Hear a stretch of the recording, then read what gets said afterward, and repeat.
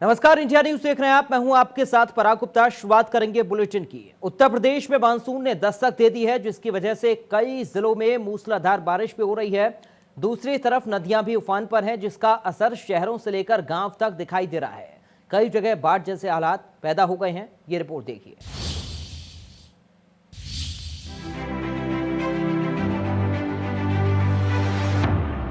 बाराबंकी में बाढ़ का कहर।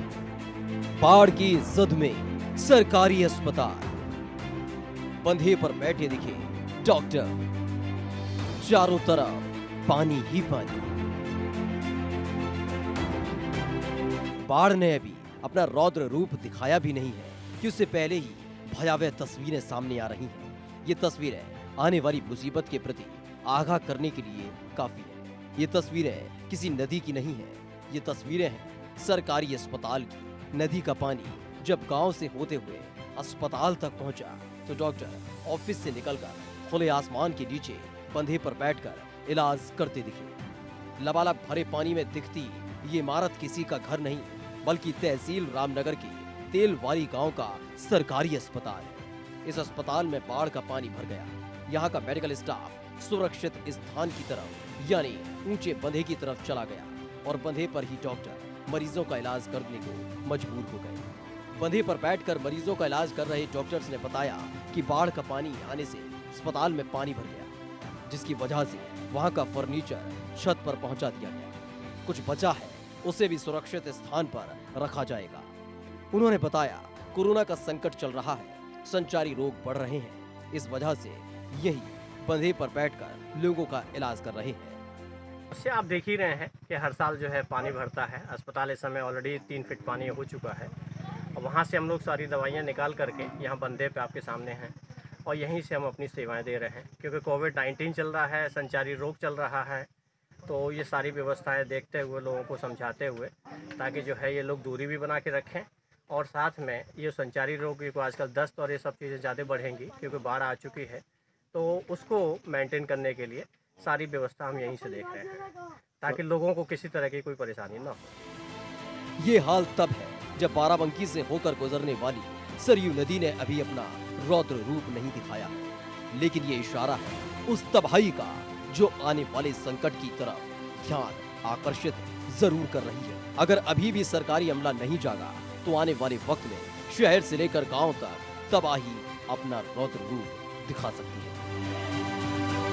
HR Shukla, Barabanki, India.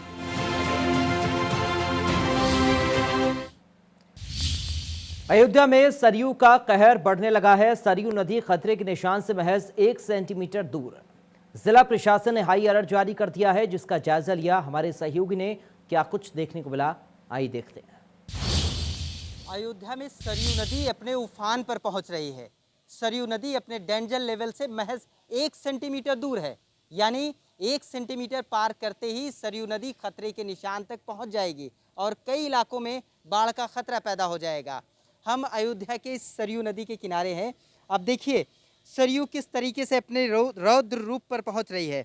और अगर बात करूं तो फोरकास्ट बता रहा है कि अगले 24 घंटे में सरयू नदी अपने डेंजर लेवल को पार कर जाएगी। मैं इस वक्त केंद्रीय जल आयोग पर हूँ और यहाँ पर जो गणना हुई है वो मैं इस मीटर के ज़रिए आपको, रीडिंग के ज़रिए मैं आपको दिखाऊंगा।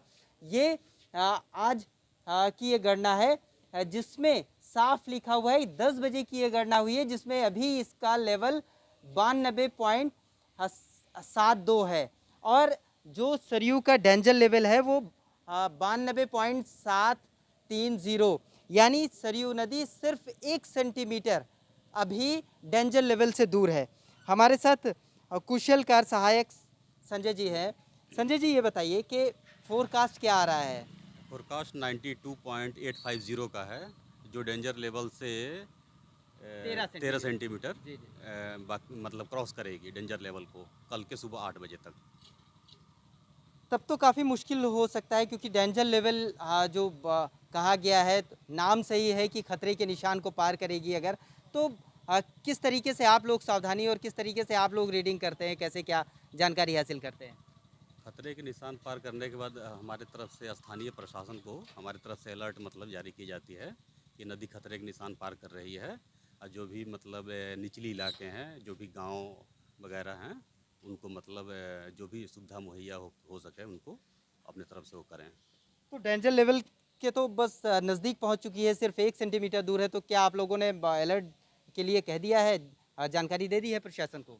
स्थानीय प्रशासन 24 घंटे जो बाढ़ कंट्रोल रूम बना हुआ है फैजाबाद, वो 24 घंटे हम लोगों से डाटा मतलब लेते रहते हैं, और जो भी उनकी आगे कार्रवाई हुई अपना करेंगे। बिल्कुल, तैयारियां पूरी करी जा चुकी हैं और ज़िला प्रशासन लगातार इस कोशिश में जुटा है कि जो निचले इलाके हैं, उनके रहने वाले लोगों को ऊपरी स्थान पर लाया जाए और तमाम तरीके के दिशा निर्देश दिए गए हैं।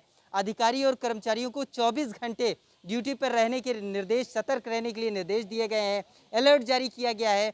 कुल मिलाकर ज़िला प्रशासन लगातार मुस्तैद है इस बात को लेकर कि सरयू नदी अगर अगर खतरे के निशान से ऊपर होती है, तो ऐसे में जो 3 तहसीलें हैं, अयोध्या, सदर और सोहावल और रुदौली, ये 3 तहसीलों में बाढ़ का खतरा पैदा हो जाता है। इस लिहाज से ज़िला प्रशासन इन तीनों तहसीलों में सुरक्षा के जो इंतज़ाम है और जो सावधानियां हैं, उसको बरतने की कोशिश में जुटी है। मैं ये दिखाऊंगा, नीचे चलूँगा घाट से होकर मैं अगर नीचे चल रहा हूँ तो मैं आपको दिखाऊंगा कि सरयू नदी, अब इसका बहाव कितना तेज़ है। आप देखिए, मैं सरयू घाट पर हूं और यहाँ सरयू नदी उफान पर पहुंच रही है, यानी डेंजर लेवल से सिर्फ 1 सेंटीमीटर दूर है।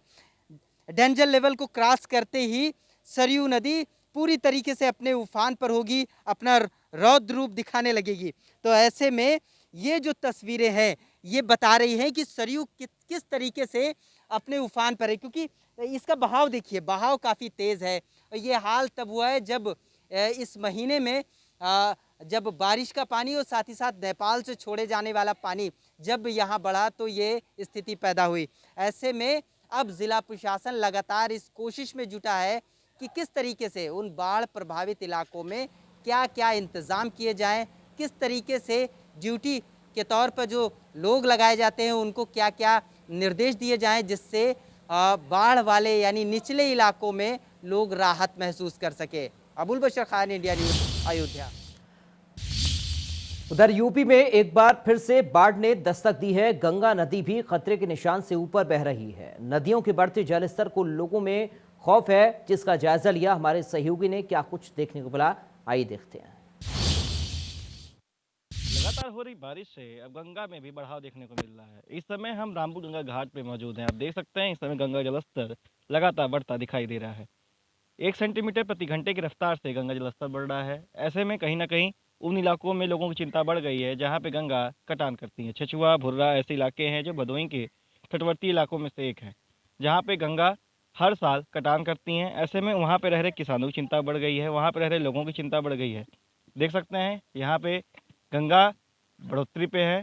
गंगा के साथ कई पेड़ ऐसे जो तटवर्ती इलाके में लगे हुए हैं वो बह के आ रहे हैं। ऐसे में उन बच्चों के लिए एक बात सामने नहीं समझ में आती कि वो जो गंगा में इस समय बढ़ती गंगा में नौका विहार कर रहे हैं। ऐसे में कहीं ना कहीं जिला प्रशासन की भी लापरवाही सामने आ रही है। आप देख सकते हैं इस समय एक छोटा सा बच्चा नाव चला रहा है, एक बच्चा गंगा में जा रहा है, वहाँ पे भी कुछ ऐसे ही बच्चे हैं जो नाव पे खड़े हुए हैं। ऐसे में सवाल ये कि आखिर इनकी इस तरह की लापरवाही का जिम्मेदार कौन होगा। प्रशासन को चाहिए कि इस समय गंगा की बढ़ोतरी पे, जहाँ गंगा लगातार रफ्तार को बढ़ा रही हैं, बढ़ोतरी कर रही हैं, तटवर्ती इलाकों में गंगा आ रही हैं, ऐसे में इस तरह की लापरवाही कहीं ना कहीं लोगों की जान की मुसीबत बन सकती है। कैमरा पर्सन रवि यादव के साथ CS दुबे, इंडिया। उधर घाघरा का बढ़ता जलस्तर बाढ़ की स्थिति उत्पन्न कर सकता है और घाघरा नदी अपने उफान पर है। बैराजों से पानी छोड़ा जा रहा है, जिससे कि लोगों में डर की स्थिति बनी हुई है। इसका जायजा लिया हमारे सहयोगी ने। क्या कुछ देखने को मिला, आइए देखते हैं। मिजाज के बाद अब बाढ़ का खतरा जो है मंडरा रहा है। अब ऐसे में जो है, अगर गोंडा की बात की जाए तो यहाँ पर जो घाघरा नदी है वो उफान पर देखी जा सकती है, और जो गिरजा बैराज है उससे मिलाकर के शारदा बैराज और सरयू बैराज से मिलाकर के अगर बात किया जाए तो लगभग 2,39,453 क्यूसेक पानी छोड़ा गया है, जो नेपाल के रास्ते होकर के अब आ रहा है। और ऐसे में जो है, जो नदियों में जो बहाव है वो काफ़ी तेज़ हो गया। घाघरा नदी का जो बहाव है वो जलस्तर अब खतरे के निशान से 51 सेंटीमीटर ऊपर बह रहा है। अब ऐसे में जो आसपास के जो गांव हैं और जो तहसील सटी हुई हैं, घाघरा से सटी हुई हैं, उनमें जो है बाढ़ का खतरा है। लगभग कहा जाए तो 70 से ऐसे अधिक गांव हैं जो इनसे प्रभावित हो रहे हैं। कर्नलगंज और तरबगंज का जो एरिया है, जो इलाका है, वो जो बाढ़ग्रस्त इलाके हैं, उनमें अब बाढ़ की जो स्थिति है वो उत्पन्न होती देखी जा रही है, क्योंकि घाघरा का जो बहाव है वो जलस्तर काफ़ी बढ़ रहा है। और ऐसे में जो है ग्रामीण जो इलाके में रहते हैं और जो गांव में हैं, उनको जो है यह डर सताने लगा कि कभी भी किसी समय पर देखा जाए तो बाढ़ जैसे हालात पैदा हो सकते हैं। प्रशासन अपनी मुस्तैदी के तौर पर देखा जाए तो कार्रवाई में जुटा हुआ है, जो अपनी तैयारियों में जुटा है। बाढ़ग्रस्त इलाकों में लोगों को जो है पेट्रोलिंग करने के लिए जो लोग हैं, जो एनडीआरएफ की टीम है, एसडीआरएफ की टीम है, वो लगी हुई है। और बाकायदा जिलाधिकारी के महोदय द्वारा यह निर्देश दिया गया है कि जो भी चौकियां हों उन सबको अलर्ट पे रखा गया है। लेकिन जो अब घाघरा का जो बढ़ता जलस्तर है वो कहीं ना कहीं स्थिति जो है बाढ़ की उत्पन्न कर सकता है। इसको देख करके प्रशासन भी अलर्ट है। गोंडा से अभिषेक सिंह, इंडिया न्यूज। लगातार नदियों में जल छोड़े जाने और हो रही बारिश से संगम नगरी प्रयागराज में गंगा और यमुना का जलस्तर बढ़ता जा रहा है, जिसका जायजा लिया हमारे सहयोगी ने। क्या कुछ देखने को मिला, आइए देखते हैं। नदियों में पानी छोड़े जाने और लगातार हो रही बारिश के कारण अब नदियों का जलस्तर जो है वो बढ़ने लगा है। इस वक्त मैं खड़ा हूँ संगम किनारे प्रयागराज में, जहां आप देख सकते हैं कि गंगा का जलस्तर काफ़ी हद तक बढ़ गया है और वही स्थिति कमोवेश यमुना का भी है। और गंगा के जलस्तर बढ़ने से सबसे बड़ी बात यह है कि लगातार कटान शुरू हो गई है। आप देख सकते हैं कि ये गंगा के जल से किस तरह से लगातार मिट्टी कटती जा रही है और गंगा जो है वो बढ़ती हुई इधर जहां पर मेला क्षेत्र है उस तरफ आती जा रही हैं। फिलहाल गंगा यमुना का जलस्तर बढ़ता जा रहा है, जिससे यहाँ पर बैठने वाले घाटियों को भी काफ़ी दिक्कत का सामना करना पड़ रहा है। उनको अब अपना स्थान परिवर्तित करना पड़ रहा है। अभी ये उम्मीद जताई जा रही है कि ये जलस्तर जो है लगातार और बढ़ता रहेगा। Sandeep Tiwari, India news, Prayagraj. उधर वाराणसी में मानसून आते ही गंगा नदी का जलस्तर बढ़ जाता है, तो घाटों पर हाई अलर्ट भी अब जारी कर दिया गया, जिसका जायजा लिया इंडिया न्यूज संवाददाता ने। क्या कुछ देखने को मिला, आइए देखते हैं। लगातार हो रहे बरसात ने गंगा जी पे असर डाला है, या ये कहा जाए कि गंगा में बाढ़ की स्थिति बन गई है। अभी हम बनारस के घाट पे हैं और इस घाट पे आप देख सकते हैं कि जलस्तर में काफ़ी बढ़ाव है। यदि पिछले 2 से 3 दिनों की बात करें तो 2-3 दिनों में जो बरसात है वो न केवल बहुत ज़्यादा हुआ है, बल्कि गंगा में भी बढ़ाव देखा जा रहा है। समझा जा सकता है इस बढ़ाव के कारण जो पास के, या ये कहा जाए कि इससे सटे हुए नाले और तालाब होते हैं, उनके भी जल पतवार भी आते हैं। और ये जो आप देख रहे हैं ये जलकुंभ भी है। अमूमन ये तालाबों में पाए जाने वाला एक पौधा है, लेकिन बाढ़ की वजह से उनमें ज़्यादा पलट प्रवाह होने के कारण से ये गंगा जी में आज समाया है। बनारस के लगभग सभी घाटों की स्थिति एक सी है। तमाम जो जलकुंभियाँ हैं वो पानी में हैं और जो जल का स्तर है वो लगातार है। दूसरी ओर यदि देखा जाए तो जल स्तर बढ़ने से इन बच्चों की बात की जाए तो बच्चों के लिए एक बड़ी मस्ती का साधन हो गया है। वो इस तरह से नहाते हैं और नहाने के साथ ही साथ अपनी ही स्टाइल में मस्ती करते नज़र आते हैं। अमूमन पानी कम होने पे ड्राइव मारने में दिक्कतें होती हैं, लेकिन पानी बढ़ने के साथ ये मस्ती करते जा रहे हैं। दूसरी ओर यदि देखा जाए तो मछली जो पकड़ने वाले हैं उनकी भी चांदी हो चली है।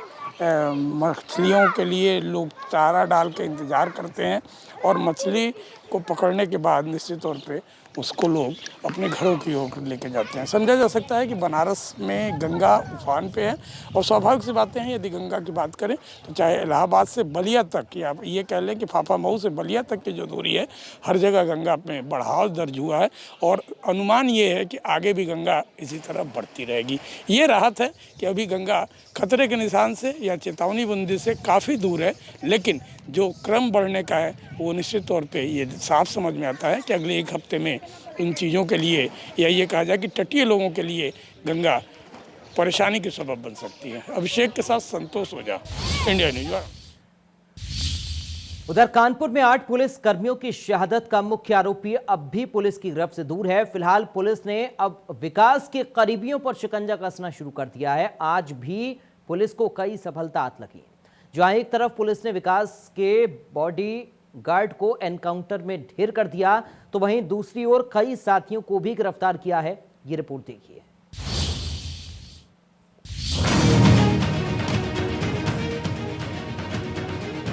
गैंगस्टर के करीबियों पर कसा शिकंजा। बॉडीगार्ड अमर दुबे एनकाउंटर में ढेर। 25,000 का इनामी श्यामू वाजपेयी गिरफ्तार। पुलिस ने विकास पर रखा 5 लाख का इनाम। कानपुर एनकाउंटर के मुख्य आरोपी विकास दुबे पर शिकंजा कसता जा रहा है। यूपी पुलिस ने विकास पर इनामी राशि बढ़ाकर 5 लाख रुपए कर दी है। उधर विकास दुबे के शार्प शूटर अमर दुबे को यूपी एसटीएफ ने हमीरपुर के मौधा में मार गिराया। पुलिस ने फरीदाबाद पुलिस से मिली खुफिया जानकारी के बाद अमर दुबे का एनकाउंटर कर दिया। गांव के लोगों की माने तो विकास अमर दुबे पर आंख बंद करके भरोसा करता था। अमर को विकास का राइट हैंड समझा जाता था। अमर निशाना लगाने में काफी माहिर था। विकास के एक इशारे पर वो गोलियों की बौछार कर देता था। कुछ दिन पहले ही 29 जून को उसकी शादी हुई थी। अमर दुबे की तलाश पुलिस को लंबे वक्त से थी। विकास दुबे के साथ वो कई अपराधों में शामिल रहा है। कानपुर मुठभेड़ के बाद अमर दुबे भी फरार था। कानपुर हमले के बाद अमर ने विकास को वहां से भगाने में मदद की थी। कानपुर में विकास दुबे मुठभेड़ के बाद हमीरपुर पुलिस लगातार एक्शन मोड पे है और 12 घंटे में 2 मुठभेड़ हमीरपुर के भीतर हो चुकी है। हमारे साथ मौजूद हैं एसपी साहब श्लोक कुमार जी। उनसे हम पूछ लेते हैं कि क्या इन मुठभेड़ों के बारे में पूरी जानकारी ले लेते हैं। सर, हमीरपुर में 12 घंटे के भीतर 2 मुठभेड़ हो चुकी है, थोड़ा डिटेल। देखिए, ये थाना मुस्कुरा क्षेत्र में एक शस्त्र फैक्ट्री कल रात में पकड़ी गई, जिसमें कि जो फैक्ट्री संचालित कर रहे थे बदमाश, उनके द्वारा जो पुलिस टीम उनको पकड़ने गई थी उन पर फायरिंग की गई, जिसमें जवाबी कार्रवाई में उसमें से एक बदमाश के पैर में गोली लगी। आज सुबह जो दैनिक चेकिंग चलती है उसके क्रम में हमीरपुर महोबा बॉर्डर पे एक व्यक्ति जो कि आ रहा था, पुलिस की चेकिंग को टीम को देख के भागने लगा। उसके बाद जब उसे रोकने की कोशिश की गई तो उसके द्वारा फायरिंग की गई। उसमें उस बदमाश के पैर में गोली लगी है। तो ये दोनों ही केसेस ऐसे हैं जिसमें कि पुलिस पार्टी पर फायरिंग की गई और जो रिटेलिएटरी फायर है, जो आत्मरक्षात्मक फायरिंग की जाती है, उसमें बदमाशों में गोली लगी है। इसके अलावा जो यहाँ इस जनपद के हिस्ट्री शीटर्स हैं या फिर पंजीकृत गैंग्स हैं, उनको हम सभी को चेक कर रहे हैं, उनकी एक्टिविटीज़ पर नज़र रखे हुए हैं। अपराधियों पर अंकुश लगाने के लिए हर संभव कार्रवाई की जा रही है। सर, रात का जो बदमाश है इनामिया था 50,000। जी हाँ, ये जो आज पकड़ा गया है, ये व्यक्ति रेंज स्तर से 50,000 का इनाम है। ये हमीरपुर में 1 लूट के मुकदमे में और महोबा में 2 लूट के मुकदमे में वांछित चल रहा था। इसकी मोडस ऑपरेंडी ये थी कि ये जो फैमिली मोटरसाइकिल पे जाते रहती थी उनको टारगेट करता था, उनको रोककर उनसे लूट किया करता था। और इसने कई लोगों को जोड़ रखा था। ये गैंग बनाया था, इंटर डिस्ट्रिक्ट गैंग बनाया था। और इसके जो अन्य साथी हैं वो अभी गिरफ्तार पहले ही किए जा चुके हैं। ये वांछित चल रहा था, जिसकी गिरफ्तारी आज की गई। चलिए, हमारे साथ एसपी साहब थे, उन्होंने बताया कि यहाँ पर पुलिस लगातार हिस्ट्री शीटरों पर नज़र बनाई हुई है और जो भी हिस्ट्री शीटर है पक्ष से नहीं जाएंगे। हमीरपुर पुलिस का रवैया बिल्कुल साफ हो चुका है। वीर धनंजय, इंडिया न्यूज़, हमीरपुर। उधर कानपुर में विकास दुबे के एक साथी श्यामू वाजपेयी को चौबेपुर पुलिस ने मुठभेड़ के बाद गिरफ्तार किया। श्यामू वाजपेयी पर पुलिस ने 25,000 का इनाम रखा था। पुलिस ने विनय तिवारी, पूर्व इंस्पेक्टर चौबेपुर को भी हिरासत में ले लिया है। विकास दुबे फरीदाबाद में ओयो होटल के अलावा सेक्टर 87 में नहर पार की न्यू इंदिरा कॉलोनी में अपने रिश्तेदार के यहाँ 2-3 दिन से रुका था, लेकिन पुलिस को खबर से पहले ही विकास वहां से भी रफू चक्कर हो गया। फरीदाबाद की स्पेशल क्राइम टीम ने 3 लोगों को गिरफ्तार किया है, जिसमें विकास के 2 साथी प्रभात और अंकुर दोनों शामिल हैं। बताया जा रहा है अंकुर ने विकास के छिपने में मदद की थी। कार्तिकेय और प्रभात विकास दुबे के गांव का रहने वाला है। प्रभात से 4 हथियार बरामद हुए हैं, जिनमें से 2 सरकारी पिस्टल यूपी पुलिस की है। बताया जा रहा है फरीदाबाद क्राइम ब्रांच की जांच में खुलासे के बाद हमीरपुर में अमर दुबे का एनकाउंटर किया गया। विकास दुबे मामले में फरीदाबाद के इंदिरा कॉम्प्लेक्स में विकास दुबे के रिश्तेदारों को यहां से 2 लोगों को गिरफ्तार किया गया है, अंकुश और उसके पिता श्रवण कौर। हम वहीं उसी मकान पर हैं। साफ तौर से देखिए यहां पुलिस अभी भी मौजूद है और ये शांति मिश्रा मकान नंबर 38 सेक्टर 87 का ये एरिया है न्यू इंदिरा कॉम्प्लेक्स का। इसी मकान से 2 रिश्तेदारों को जो विकास दुबे के रिश्तेदार बताए जा रहे हैं उनको यहाँ से गिरफ्तार किया है फरीदाबाद क्राइम ब्रांच ने। और इसके बाद में कहीं ना कहीं यूपी एटीएस को भी इस बारे में सूचना दी और एटीएस ने भी फरीदाबाद में डेरा डाला है। और ये देखिए आप देख सकते हैं साफ तौर से ये एक कंजेस्टेड एक कॉलोनी है जहाँ उन विकास दुबे के रिश्तेदार रहते हैं। साफ तौर से आप इस एरिया को देख सकते हैं। इसके अलावा जिस तरह से प्रभास मिश्रा उसको भी गिरफ्तार किया है और प्रभास मिश्रा वही आरोपी है बिकरूरी गांव का। बिकरू गांव में जब हत्याकांड को अंजाम दिया गया था तो प्रभास मिश्रा की तरफ से छत से गोलियां बरसाई गई थी जिसमें 2 पुलिसकर्मियों की हत्या भी हुई थी और ये पुलिस जांच में सामने आया है। इसके साथ में देख सकते हैं आप साफ तौर से यहाँ विकास दुबे के ये रिश्तेदार रहते हैं और बताया जाता है कि यहाँ भी विकास दुबे की मदद करने में पूरी तरह से अंकुर और उसके पिता श्रवण ने भूमिका निभाई और इन्हीं के चलते हुए विकास दुबे फरीदाबाद तक पहुंचा और फरीदाबाद से जैसे ही पुलिस ने दबिश दी और उस दबिश के पता चलते ही यहाँ से चकमा देकर पुलिस को फरार हो गया है। देखिए पुलिसकर्मी भी खड़े हैं, उनसे बात कर लेते हैं। ये जो मकान है ये मकान किसका है? किसका है जी? नहीं पता भाई, देख लो उसमें लिख रहा है। ये जो यहाँ से क्या लोगों को गिरफ्तार किया है ये हमें नहीं पता जी, हमें ड्यूटी लगाई गई किस लिए ड्यूटी लगाई गई आपकी? हमारी यहाँ एहतियात लगाई कोई हादसा ना हो जाए। उनका परिवार है, कोई यहाँ से भी उनसे कोई अपने वो जो टीम है मधुबन से वो आएगी और वो इसका जो भी मुआवना करेगी। इसलिए अब कौन कौन है अंदर मकान में? उनका परिवार है, ये नहीं पता कौन कितने सदस्य हैं उसमें, मुझे नहीं तो पता। क्या उनसे कोई बात हुई है जो अंदर मकान के अंदर? मेरी कोई बात नहीं। तो क्या अंदर से बाहर उन्हें आने की अनुमति दी है आपने? आ सकते हैं क्या वो बाहर? नहीं, अभी अफसरों ने मना करा गया क्योंकि इसमें अभी मुआवना होगा मधुबन। उधर गाजियाबाद के सियानी गेट थाना इलाके के राजनगर एक्सटेंशन से कारोबारी विक्रम त्यागी पिछले 13 दिनों से लापता है, लेकिन उनका अब तक कोई सुराग नहीं मिला है। विक्रम की गाड़ी 10 दिन पहले मुजफ्फरनगर में लावारिस हालत में खड़ी हुई मिली थी। पुलिस ने दावा किया था कि जल्द विक्रम की तलाश की जाएगी और जल्द ही विक्रम को तलाश लिया जाएगा। जानकारी के मुताबिक पुलिस अब तक 100 से ज्यादा सीसीटीवी खंगाल चुकी है। दिल्ली से लेकर मुजफ्फरनगर तक कई संदिग्धों से पुलिस ने पूछताछ भी की है, लेकिन अभी तक विक्रम के बारे में कुछ पता नहीं चल पाया। गाजियाबाद में लगातार हो रही आपराधिक वारदातों से लोग डरे हुए हैं।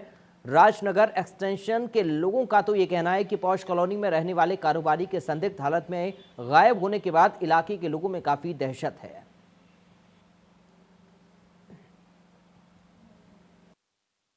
राजनगर एक्सटेंशन के स्थानीय निवासी सारे लोग यहाँ पर एकत्रित हैं कि आए दिन बढ़ रही वहाँ पर आपराधिक घटनाओं को लेकर लॉकडाउन अवधि में कई तरह की आपराधिक घटनाएं वहाँ पर घटित हो चुकी हैं और एक जो सबसे बड़ी घटना वहाँ पर हुई है विक्रांत त्यागी और विकी जो एक कारोबारी हैं उनका 26 तारीख को रहस्यमय परिस्थितियों में गायब हो जाते हैं। अगले दिन संदिग्ध परिस्थितियों में उनकी गाड़ी जनपद मुजफ्फरनगर के तितावी में मिलती है जो अपने आप में बेहद एक चिंता का विषय है। और राजनगर एक्सटेंशन एक ऐसी पॉश कॉलोनी है जहां तमाम तरह के प्रशासनिक अधिकारी पुलिस अधिकारी भी वहां पर रहते हैं। उसके चलते हुए अभी कारोबारी विशाल त्यागी जी के यहाँ पर एक बहुत बड़ी चोरी हुई और अब ये रहस्यमय परिस्थितियों में जो गुमशुदगी है इसमें कहीं ना कहीं एक अपहरण की बू नजर आती है क्योंकि तमाम विक्रम त्यागी 26 तारीख की शाम से शुदा है जी।